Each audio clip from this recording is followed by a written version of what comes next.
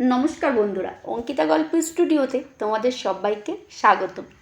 হাজির হয়ে গেলাম সজিত ঘোষের লেখা একটি কমেডি গল্প নিয়ে। আশা করি গল্পটা খুব ভালো লাগবে। তো চলুন গল্পটা শুরু করা যাক। ও হ্যাঁ, আমার গল্প পাঠ ভালো লাগলে চ্যানেলটিকে সাবস্ক্রাইব করে আমার পরিবারের সদস্য হয়ে যাওয়ার অনুরোধ রইল। আমার গল্প পাঠ ভালো লাগলে শেয়ার করবেন কাছের আত্মীয় স্বজন বন্ধু বান্ধবের কাছে, আর কমেন্টে জানাবেন কেমন লাগলো। তো চলুন, গল্পটির নাম ডিসকাউন্ট।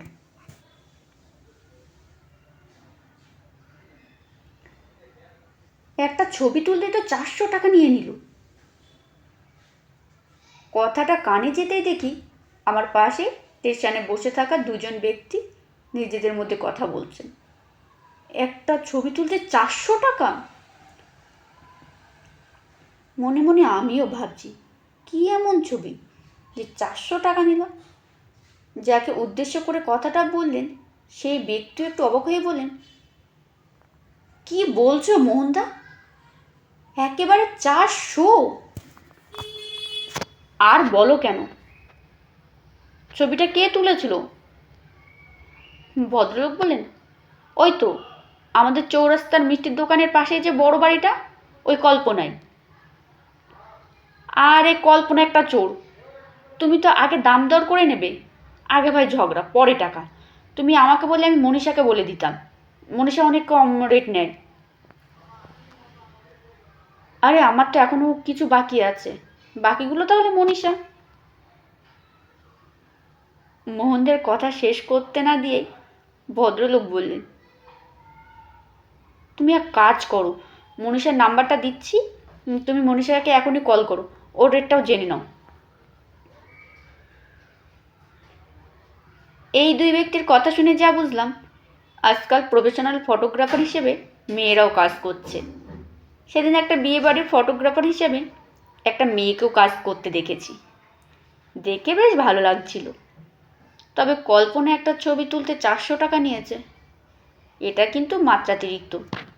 সে তুলনায় নাকি মনীষা অনেক ভালো, শুনলাম তার রেটটাও কম। সে যাই হোক, এই ভদ্রলোকের কথা শুনে মোহনদা তখন মনীষার নাম্বারটা নিয়ে কল করতে শুরু করলো। কলটা লাউড স্পিকারে দেওয়া। ওপাশ থেকে কল রিসিভ করতে শুনতে পেলাম একটা মেয়ের গলা। বুঝলাম এই সেই মনীষা। হ্যালো বলতেই মোহনদা বললেন, মনীষা তো? ওপাশ থেকে মনীষা বলল, হ্যাঁ মনীষা, বলুন কি জানতে চান? বলছি পায়খানা টেস্ট করেন, পায়খানা টেস্ট করতে কত নেবেন? আমি শুনে থ। মনীষা পায়খানা টেস্ট করবে মানে?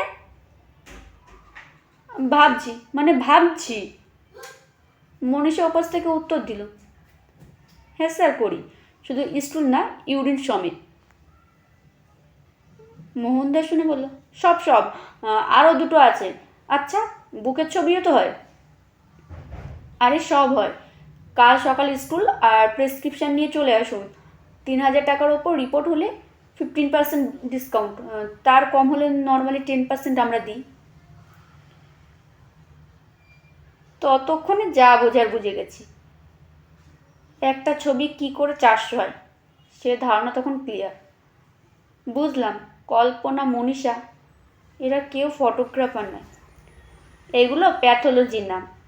এদিকে আমি কত আশা করে বসে আছি, মনীষাকে নিয়ে একটা অনুপ্রেরণামূলক গল্প লিখব, সঙ্গে এটাও লিখব আজকাল মেয়েরাও সব কাজে কেমন পারদর্শী দেখো।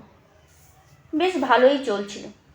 ধাক্কা খেলাম তো তখন মনীষা নিজে পায়খানা টেস্ট করবে শুনে। উফ, মানুষ কথা বলতে গিয়ে এখন এত শর্টকাট করে দিয়েছে, মানুষের ভাবনা চিন্তার লেভেলটাই পাল্টে যাচ্ছে। মনীষা ডিসকাউন্ট দিচ্ছে দিক, তাহলে দাদা আপনারা কত তো এইভাবে ডিসকাউন্ট মারবেন?